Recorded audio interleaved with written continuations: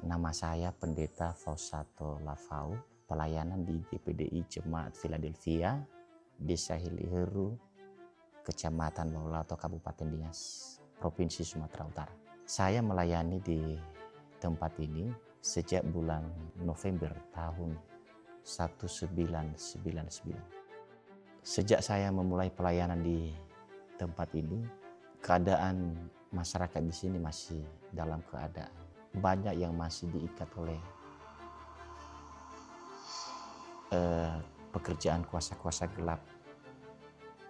Sehingga di waktu saya memulaikan pelayanan di tempat ini, tantangan yang paling berat itu adalah berhadapan dengan masyarakat yang menolak kebenaran firman Tuhan yang sesungguhnya itu. Tapi puji Tuhan sampai hari ini mereka sudah mulai menerima, jiwa-jiwa sudah mulai datang kepada Tuhan dan meninggalkan segala perbuatan-perbuatan yang tidak sesuai dengan firman Tuhan. Kesulitan mungkin yang saya hadapi selama ini, karena pelayanan di Pulau Nias ini kalau memang kita mengharapkan kebutuhan yang finansial mungkin memang sangat sulit. Berhubung karena jemaat-jemaat Tuhan masih dalam keadaan juga kesulitan. Sehingga kami sebagai hamba Tuhan untuk kebutuhan setiap hari itu sangat sulit. Tapi walaupun sulit, kami tetap mengucap syukur karena mungkin banyak hal jalan Tuhan untuk memberkati untuk kebutuhan setiap hari. Karena walaupun cuma makan pisang ya bersyukur. Yang penting kan kenyang dan bisa bertahan hidup. Tapi yang menjadi sebuah kesukaan kami di tempat ini, sejak kami melayani di tempat ini, banyak jiwa yang datang. Banyak jiwa yang diselamatkan. Banyak jiwa yang menerima Yesus sebagai Tuhan dan Juru Selamat. Sehingga buktinya mereka menerima baptisan air. Dan itu bukan hanya jemaat. Ada mungkin tokoh-tokoh dari organisasi lain. Ya. Bahkan ada pendeta. Dari Protestan itu saya baptis. Ada guru jemaat, ada jemaat-jemaat yang lain. Karena saya punya prinsip, tidak seharusnya masuk gereja di sini. Yang penting terima firman Tuhan, lakukan firman Tuhan. Walaupun Anda beribadah di gereja Anda, tidak masalah. Yang penting apa yang dikatakan oleh firman Tuhan, terima. Itu saja, makanya itu ya yang menjadi sebuah kesukaan bagi kami bisa bertahan. Yang sebenarnya mungkin saya singgung, mungkin kami coba berusaha selama ini, tapi mungkin keadaan sudah seperti dari Yaski kemarin. Sebenarnya karena saya jujur, karena kebutuhan mungkin semakin banyak, karena anak-anak sekolah, makanya mungkin cari kerja sampingan. Pernah kami ajukan di Yaski dan mereka sudah bantu kan dari Yaski. Tapi setelah beberapa bulan kami memulai peternakan itu, kena wabah, penyakit, akhirnya mati semua. Tapi walaupun hal itu terjadi, kami tetap bersyukur. Kami tetap semangat melayani Tuhan. Karena kami selalu percaya bahwa Tuhan itu tidak pernah tidur, melihat keadaan yang sesungguhnya, melihat kebutuhan anak-anaknya yang sungguh-sungguh melayani pekerjaannya. Sebenarnya jemaat di sini yang sudah terdaftar itu kurang lebih 40 keluarga. Tapi tidak semua ada di sini, mereka ada di seberang kerja-kerja di PT. Biasanya bulan-bulan Desember baru mereka balik. Tapi kondisinya jemaat di sini semua petani. Kecil-kecil, makanya tidak memenuhi kebutuhan. Terlebih mungkin sudah 4 kali panen itu gagal. Karena baru-baru ini diserang oleh hama wereng. Dan untuk sampai saat ini belum ada penanganan dari pemerintah itu. Itulah mungkin keadaan jemaat di sini. Kalau ibadah di tempat ini, persembahannya memang kita tidak bisa harapkan. Itu sudah sangat bersyukur kalau mungkin dapat 100.000 setiap minggu. Persembahan yang dikumpulkan jemaat sudah sangat bersyukur. Dan ada juga yang datang memang tidak memberikan apa-apa. Karena memang keadaan tidak ada. Ya, gereja sebelumnya di tahun 199 itu ukurannya 7 kali 12 kecil. Kami bangun permanen. Pas sudah mau selesai, terjadilah gempa di Pulau Nias tahun 2002. Tahun berapa gempa waktu? 2004. Akhirnya gereja itulah hancur. Rubuh total. Ya, rubuh total. Dan setelah rubuh total itu, maka kami bikin darurat gereja waktu itu. Sehingga kami beribadah kurang lebih 1 tahun lebih di situ. Akhirnya kami memulailah pembangunan ini. Di tahun 2006 sampai hari ini. Kami terus berjuang prosesnya mungkin agak lama karena keadaan ekonomi sangat minim. Lalu dukungan dari organisasi pun tidak ada. Makanya sepertinya kami berjuang sendiri dan mencari dukungan dari pemerintah. Itulah yang selama ini membantu kami. Pembangunan gereja juga dan pastori, jemaat sih mungkin membantu dengan tenaga karena mereka bisa kerja. Tapi pembiayaan untuk gereja ini kebanyakan dari pemerintah, dari provinsi, pemerintah provinsi, dan pemerintah kabupaten. Karena biasanya setiap tahun itu ada peluang dari pemerintah provinsi dan kabupaten untuk memberikan proposal apa yang menjadi program di gereja itu, dan mereka ada kalanya membantu dan juga tidak. Tapi sampai saat ini mereka perhatikan sehingga keadaan bangunan sudah mulai baik. Saya kenal dengan Yaski itu karena saya melihat postingan di media sosial waktu itu. Lalu saya coba untuk bangun komunikasi. Lalu waktu itu saya bicara dengan seorang bapak tim Yaski itu dari Jakarta, menyampaikan sesuatu apa yang menjadi kerinduan untuk mendukung pelayanan. Maka saya ajukan permohonan apakah mungkin Yaski bisa membantu kami untuk kasih modal untuk memulai sebuah usaha. Dan waktu itu setelah dia telepon, kami bicara, maka dia berkata, kami terbeban dan kami melakukan apa yang bisa kami lakukan. Tapi akhirnya gagal juga peternakan bebek. Dan dokumentasinya saya sudah kirim sih sama bapak itu waktu itu. Lalu tahun ini dia katakan, ayo kita mulai lagi untuk peternakan babi. Ya puji Tuhan, sebenarnya kami sudah sangat bersyukur waktu itu. Karena sejak kami memulaikan peternakan babi itu, pertumbuhan babinya sangat signifikan. Proses pertumbuhannya cepat, sangat diberkati Tuhan. Tapi di akhir-akhir ini sudah mau besar, kena wabah. Mati semua, tidak ada sisanya. Nah, itulah mungkin keadaan. Lalu setelah kami lihat-lihat, mungkin sebenarnya dalam peternakan ini ada kekurangan kami juga. Karena ada orang-orang yang ada kandangnya di sini yang memelihara babi, yang punya kandang yang bagus, permanen, dibangun kandangnya, nggak kena wabah mereka. Karena kandang kami kan cuma dari bambu, dari kayu.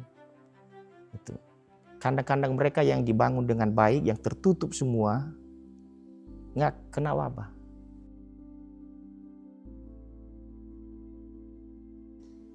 Ya, situasi di daerah ini awalnya waktu kami baru masuk sangat dikuasai oleh kuasa gelap dan termasuk santet, sangat kuat. Waktu kami baru masuk di sini, kami sering adakan ibadah kebangunan rohani. Saya pernah ada tamu di sini dari Jakarta. Dia pernah khotbah di sini tanpa disadari dia bukan khotbah, tapi dia memaki-maki di atas mimbar. Dia tidak sadar. Karena itu pekerjaan iblis itu luar biasa. Di sini pernah istri saya itu sakit. Apa yang terjadi dengan sakitnya itu? Dibawa di rumah sakit, tidak ditemukan penyakitnya. Tapi setiap sore, waktu kami baru sampai di sini, di jendela rumah itu bukan pasori ini, pasori masih kayu dulu. Ada kepala orang, rambutnya panjang, bisa jalan sendiri kepala. Dan kalau istri saya itu lihat mukanya di cermin, bukan mukanya yang ada, muka orang lain. Dan istri saya ini pernah meninggal 1 kali. Tapi waktu itu pas ibadah Natal waktu itu di sini, istri saya meninggal, sampai keluarga dipanggil semua. Tapi puji Tuhan, dengan kuasa Tuhan bisa hidup kembali. Dan memang di daerah ini banyak yang sudah kami alami. Orang yang meninggal itu kami doakan bisa hidup kembali. Banyak. Makanya mungkin pelayanan di sini cukup dikenal orang. Biar gereja lain pun. Tapi bukan karena kami itu, karena Tuhan. Karena Tuhan yang melakukan itu semuanya. Tapi ada harga yang harus kami bayar.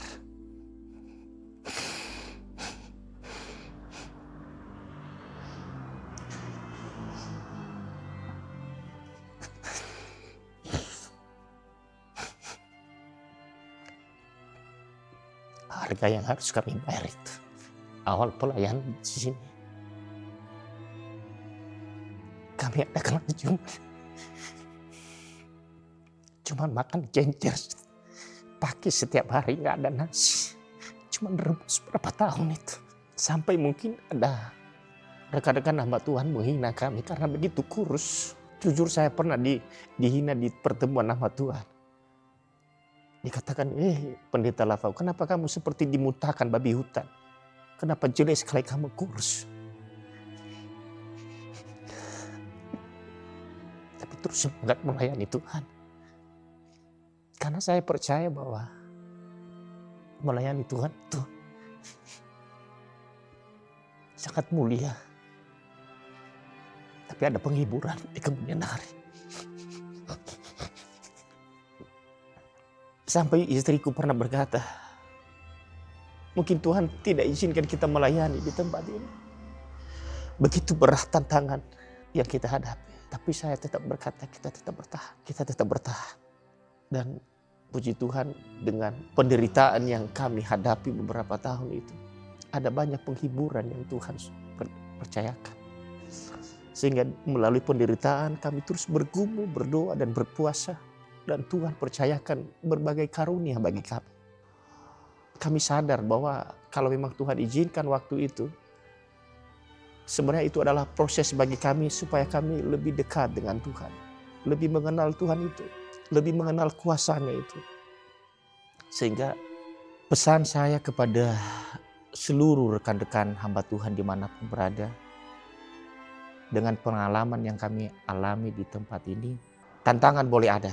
Kesulitan mungkin boleh kita alami di pelayanan. Tapi yang menjadi kunci daripada keberhasilan kita adalah penyerahan total dengan Tuhan. Disertai dengan kesetiaan yang sungguh-sungguh. Dan bila hal itu kita terus bertahan, terus berserah kepada Tuhan, maka kita akan mengalami kebesaran Tuhan itu. Mukjizat Tuhan, pertolongan, pembelaan Tuhan, pemeliharaan Tuhan. Bahkan pelayanan kita disertai dengan kemuliaan Tuhan. Karya Roh Kudus terjadi dengan luar biasa. Dan itu yang kami sampaikan adalah tetap bangun hubungan dengan Tuhan. Cari perkenanan Tuhan. Setia kepada Tuhan. Dan apapun yang kita alami, ingat, Tuhan itu tidak pernah tidur.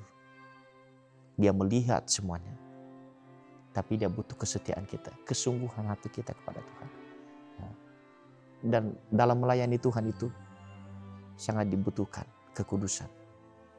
Karena tanpa kekudusan manusia tidak berkenan kepada Allah. Terima kasih. Shalom, selamat siang semuanya. Kami sudah berada di Desa Hiliheru, Kecamatan Baulato. Dan ini kita berada di rumahnya Bapak Pendeta Faus atau Lafau. Kami akan berbincang-bincang dengan beliau dan akan melihat tempat pelayanannya.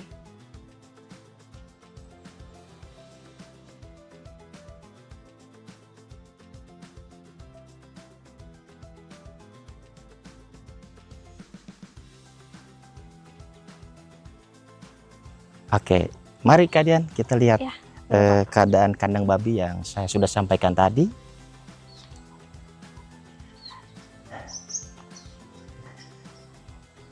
Jadi ini adalah kandang babi ya? Iya, inilah keadaan kandang babinya yang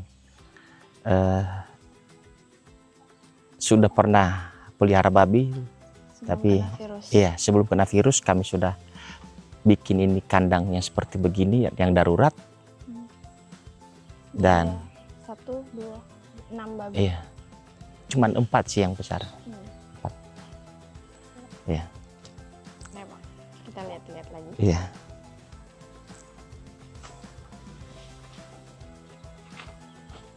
Inilah posisinya kandang yang masih darurat dan sudah tidak ada lagi babinya, sudah mati semua Karena virus itu. karena virus. Ya, Kayak tadi harapan Bapak bisa bikin kandang babi yang permanen. ya. Karena kami perhatikan ada juga orang yang tidak mengalami virus itu yang kandangnya permanen. Makanya inilah mungkin tiang-tiang ini yang kami doakan selama ini supaya terbangun kandang yang permanen Amin. ini. Sehingga mungkin kalau sudah terbangun baru mungkin mulaikan lagi bila ada berkat untuk pelihara babi lagi. Ya. Amin. Itulah kayak keadaan. Yang di sebelah sini ada apa tuh? Ini kolam bebek. Karena waktu tahun yang lalu Yaski pernah bantu kami 500.000 dan kami pelihara bebek. Inilah kandangnya semua keliling ini kami keliling dulu bambu Oh, ini khusus untuk bebek. untuk bebek. Tapi Jadi bebeknya sekarang bebeknya sudah tidak ada. sudah juga. tidak ada lagi, sudah hancur juga. Ya, itulah keadaan kandang yang selama ini dan memang sebenarnya videonya sih kami sudah sampaikan kepada Yaski waktu itu dan babi-babinya memang cukup pertumbuhannya baik waktu itu, sangat-sangat baik sehingga dalam jangka 3 bulan 4 bulan itu sudah mencapai 40-50 kilo itu babi. Sudah besar ya. Sudah besar. Sehingga waktu mati di kandang ini saya tidak bisa angkat sendiri dalam, berat besar. Berdua dengan istri angkat dari untuk dibuang. Kalau misalnya udah mati gitu dibuangnya kemana atau Dikubur. dikubur di Iya, sana? iya. Kalau ini ayam-ayam ini punya Bapak juga? Iya, ini punya kami. Ini yang baru menetas. Menetas ya. Ada 10 buah itu 10 anaknya. anaknya. Berarti ayam yang besarnya ada berapa tuh sekarang? Ada kira-kira mungkin bisa saya panggil. Boleh.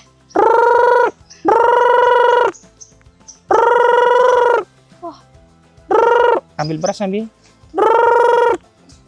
Inilah peternakan kami. Tinggal ini peternakan yang kami pelihara. Mereka takut mungkin.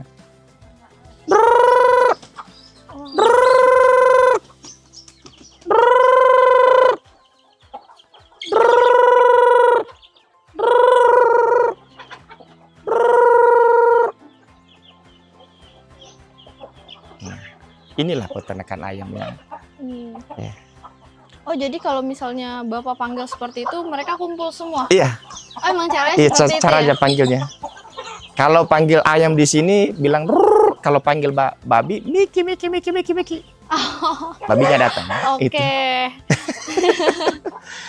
Jadi kalau gitu Iya, datang ayamnya mereka. semua kumpul. Kumpul. Oh, kalau misalnya babinya masih ada nih, Bapak panggil gitu. Kalau dilepas juga? Iya. Miki miki miki miki miki. Pasti datang ya. Oh gitu. Kalau di daerah ini ya, tapi kalau daerahnya selatan beda. Panggil babinya. Apa? Kalau di daerah selatan so datang babinya. Kalau di daerah ini miki miki miki miki datang babinya. Gitu. Kenapa yang ini terpisahin gitu? Karena baru menetas untuk menjaga supaya tidak tenggelam di air, untuk kena lumpur, supaya ada mungkin kuat, supaya agak sedikit kuat baru dilepas nanti. Ini yang kecil-kecil juga tadinya seperti Iya, ini. seperti ini juga, seperti ini. Kalau udah sebesar ini baru boleh dilepas. Iya, supaya cari makan sendiri. Berarti ini betina semua, yang jantannya cuma satu. Iya, satu isi. Tapi ada juga jantan, tapi masih kecil-kecil ini ada. Oh, jantan besarnya tapi yang Satu, ini iya. satu. Oke. Betina yang sudah punya anak itu cuma 4. Yang mana? Itu yang putih itu, yang hitam ini. Iya. Itu satu lagi. Oh, Satu dalam. sama yang ini. Iya. Tapi ini kan anaknya kan yang kecil-kecil keluar juga tuh Pak, bisa gimana? Tapi bisa kembali lagi. Oh, nanti. dia nggak bakal keluar jauh-jauh. Nggak bisa, nggak jauh dia karena induknya ada di situ. Oh, oke. Iya.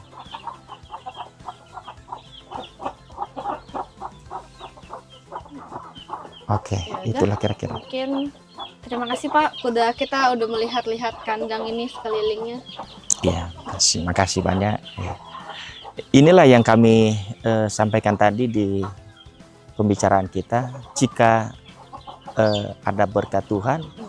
inilah tempat yang kami sudah gumuli dalam doa itu sejak babi itu Amin. meninggal, supaya bisa bangun kandang yang permanen. Semoga bisa menjadi kandang permanen beneran ya Pak. Amin. Biarlah kehendak Tuhan yang jadi. Amin.